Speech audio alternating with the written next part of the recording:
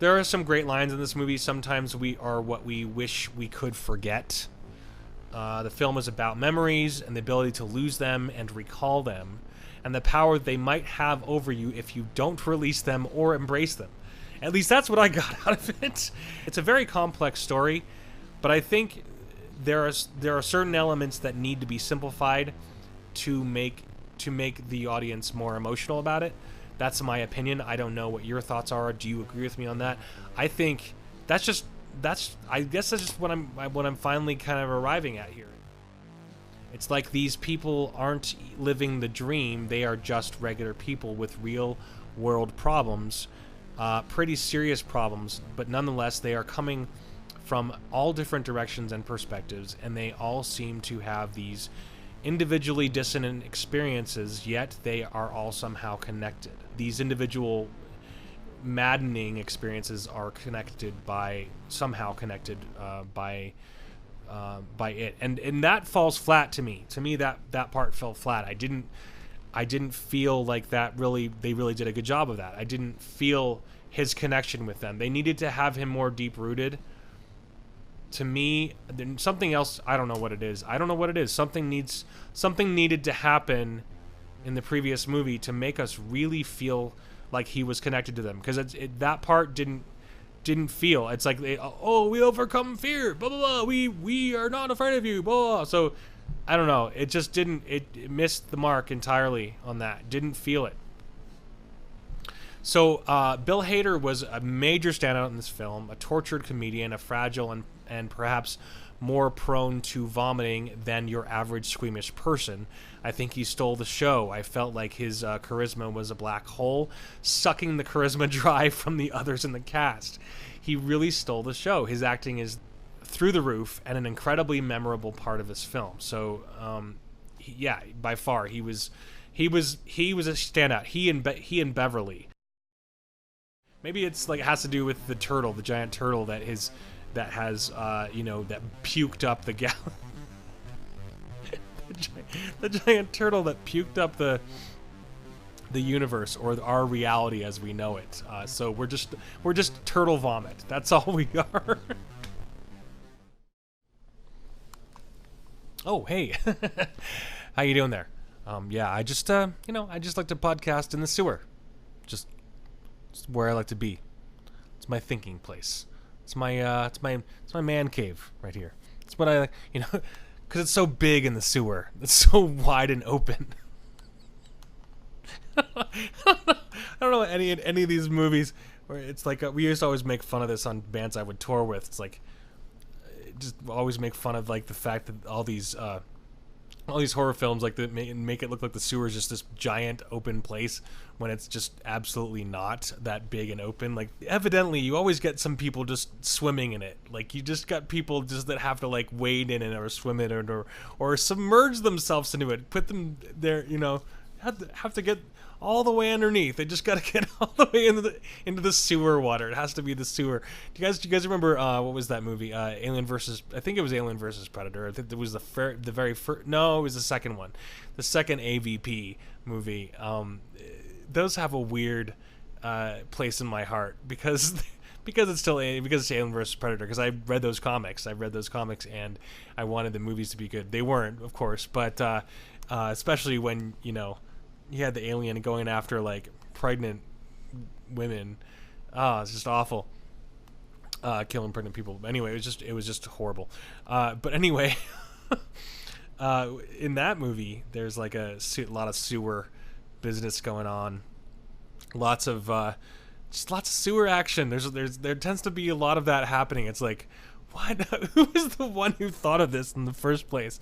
I know. I got a great idea. Let's film it in the sewer. Like, because that's such a fun place to be.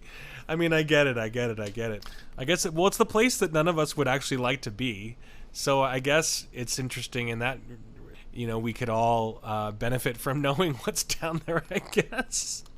Or at least living vicariously through people. Couldn't pay me enough to go down there.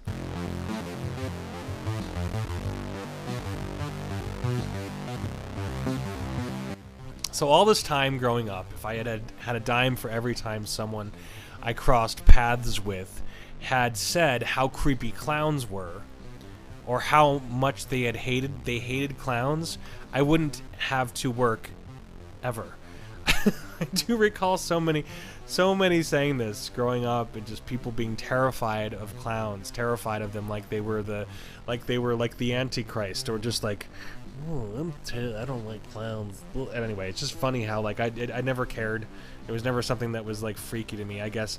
I mean, I remember The Simpsons, they were saying that same thing, and then of course there was Krusty, and so that became a funny moment in all of our 80s and 90s history of gobbling up pop culture. But anyway, I wouldn't have to work ever. I do recall so many saying this, and I had never had a bad experience with one, or I never cared about them, just didn't care. I just loved movies like Killer Clowns from Outer Space and other incredible works of art that have been ignored by mainstream anyone.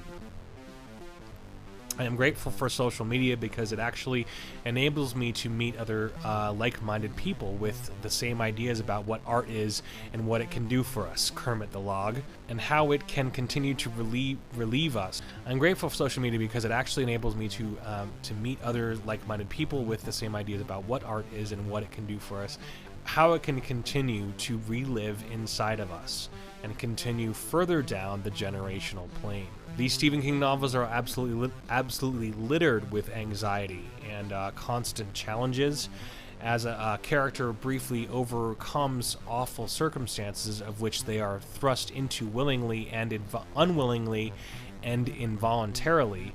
They are almost immediately confronted with a supernatural one, this being who originated thousands of years ago from the Macroverse, an alternate dimension, is a changeling who has found some sort of entertainment value in becoming Pennywise the Clown. I do want more of an explanation of why he returns every 27 years, and I'm sure we probably got some of that in the book, so forgive me, anyone who, if you have read the book, kudos to you for that. I know that I had friends who were reading that when it was relatively new, when I was in grade school, and I was reading all the fantasy novels. I was reading all the Terry Brooks and the David Eddings novels, and just going nuts over those.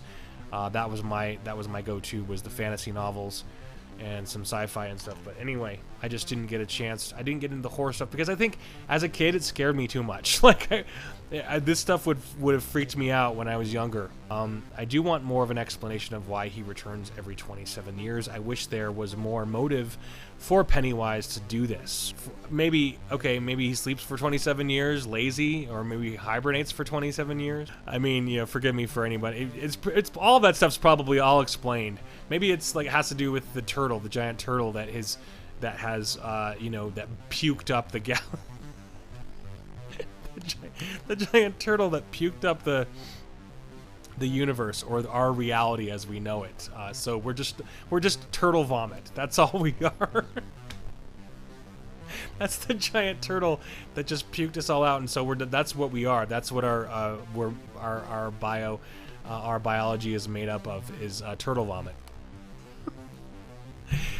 According to the stuff that I read here, Pennywise prefers to eat children when they are flavored with a concentration of fear. This is why he continues to shapeshift and assumes forms that would evoke the most fear and provide the most satisfying meal. This film, I noticed here, is about memories. They are constantly talking about memories, and I was actually surprised at how much of the story was revisited when they were younger. One of the most important things that was illustrated here was the nature of the loser's challenges or trials when combined with the evil menace. Constantly remembering these moments, I couldn't help but feel darkness and shame as they did. Beverly Marsh is a perfect example of constant barrage of adversity. At the beginning of the film, she is able to escape the jaws of spousal abuse and floats right into battles with Pennywise. While trying to handle her verbally abusive father, she has been able to adapt to it and somehow keep her chin up through his bipolar threatening behavior. So it flashes back to that, and we see her. So she's had to deal with a lot of you know, and I admire her for it. She's had to deal with a lot of it, and it's great. That's where good development, I think, truly lies, is how well someone deals with abuse or abuse. That's instantly makes you feel for her, at least care for her in some way, and then you have to kind of keep her there. And so, to me, that's a huge part of it, and we got that. I got that with her. A long-awaited reunion, a possible fleeting love triangle, possible threats on the horizon from others who are hell-bent on murder, people who commit hate crimes and other things. So there's a lot of hate crimes in there. I'm not sure if those things were in the. It's like you never know these days. Like with all the politics trying to be injected into films, were those hate crimes? Were those things that were in the movie or in the book? I mean, let me know, please. I'd love to know if those are actually in the book. Is that it was kind of lackluster in the sense that it didn't really. I don't know. I mean, there were definitely some scary parts, and those were frightening, but I didn't feel a real connection that he was. I don't know what it is. I don't know. Maybe I could be completely wrong. I mean, I felt like Freddy had a connection to Nancy way more than, and I don't know what that is. I don't profess to be some, you know, film. Well, I study and learn as much as I can, but I don't know, you know. Anyway, what are your thoughts on that? Do you feel like Freddy and Nancy have a way bigger connection than the demon lights or whatever it's called? I'll get to that in a second, but whatever this is, this it creature and these kids, like, because it's like, anyway, I don't know. I didn't feel it. What we try to leave in the past won't stay here. Sometimes it will come for you. And that was a great line. I love that. Great lines are probably directly from the book because, you know, Stephen King's a prolific writer. The major flaw with the clown concept is that it is given away by the presence of balloons, warning the audience about him ahead of time. Although artistic in presentation and beautifully shot, it gives away the scare and reduces the threat. To me, that's what happened here. I mean, because a lot of the time you're alerted to his presence because of the balloon. It's like, oh, a balloon. I don't know. It's just, I don't know. What are your thoughts on that? There are some very interesting surprise moments made with the balloons. However, when Henry Bowers sees the balloon while in the asylum, he tries to pull it out from under the bed, and the tension is built incredibly well here. That was a great scene. Pulling on the balloon while it struggles to break free of its prison, hiding a much different version of the ancient cosmic evil. So I just realized that they didn't resolve Henry Bowers' involvement at all. I could be wrong, but so it's weird that they didn't resolve his story, because he kind of posed as a real threat to the losers, and you see him escape, allowing him to become a nemesis for them again, or at least be awake, be aware. This was never finished. Please correct me if I'm wrong.